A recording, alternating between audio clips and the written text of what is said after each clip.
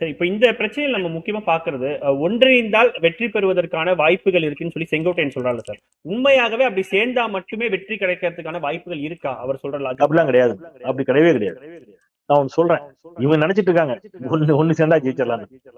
அதிமுக என்ற கட்சி எந்த தத்துவத்தின் அடிப்படையில் உருவாக்கப்பட்டுச்சு, என்ன சித்தாந்தத்தின் அடிப்படையில் உருவாக்கப்பட்டுச்சு யாருக்கும் தெரியாது.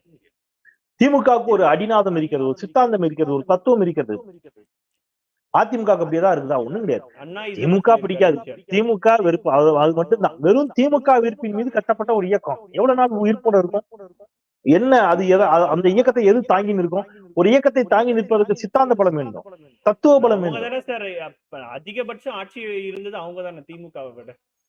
எக்ஸாக்ட்லி, யாரும் மாற்றுக்கிறது சொல்லியே. ஆனா பிரச்சனை எங்க இருந்து வருது? சித்தாந்த வலிமை ஒரு இயக்கத்திற்கு வேண்டும் என்பது எந்த அளவிற்கு முக்கியமோ அதே அளவிற்கு வசீகரம், வசீகரமான தலைமை அல்லது வசீகரமான ஒரு முகம் அன்னைக்கு எம்ஜிஆர் இருந்துச்சு ஒன்று.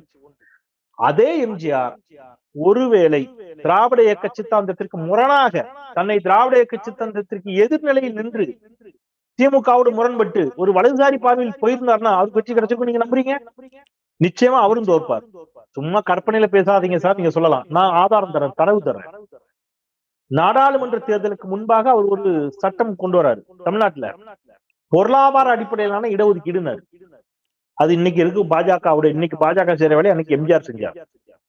அவர் அதை சொல்லி முடிச்ச உடனே நாடாளுமன்ற தேர்தல் 39 தொகுதிகளில் 37 தொகுதிகளில் எம்ஜிஆர் படுதோல்வி அடைந்தார், மறந்துடக்கூடாது. அப்ப எம்ஜிஆரின் வெற்றிக்கு வெறும் எம்ஜிஆருடைய வசீகரமான முகம் மட்டும் காரணம் அல்ல, அவர் தன்னை அண்ணாவின் வழியில் பயணித்துக் கொண்டிருப்பதாக சொன்னார். மக்கள் ஓகே இதுவும் ஒரு திராவிட இயக்கம் நம்பினாங்க. அதுதான் காரணமே தவிர, அதுதான் ஜெயலலிதாவினுடைய. நீங்க ஜெயலலிதா எப்ப தோத்தாங்க எப்ப ஜெயிச்சாங்க நீங்க நல்லா யோசிச்சு பாருங்க. 69 விழுக்காடு இடஒதுக்கீட்டை கலைஞர் உறுதிப்படுத்திட்டு போனார். ஆனால் அதுக்கு சட்ட சிக்கல் வந்த போது சட்ட ரீதியாக அதை பாதுகாக்கும் வேலையை அம்மையார் ஜெயலலிதா செய்தார். ரைட், சமூக நீதி காத்த வீராங்கனைன்னு ஆசிரியர் பட்டம் கொடுத்தார். ஆனா அதே ஜெயலலிதா 2004 ஆடு கோழி பலியிட தடை, மதமாற்ற தடை சட்டம் கொண்டு வந்த போது 2004 40 தொகுதிகளையும் தோற்றார். அப்ப அதிமுக ஜெயலலிதாவும் தோத்திருக்காங்க, எம்ஜிஆர் தோத்திருக்காங்க.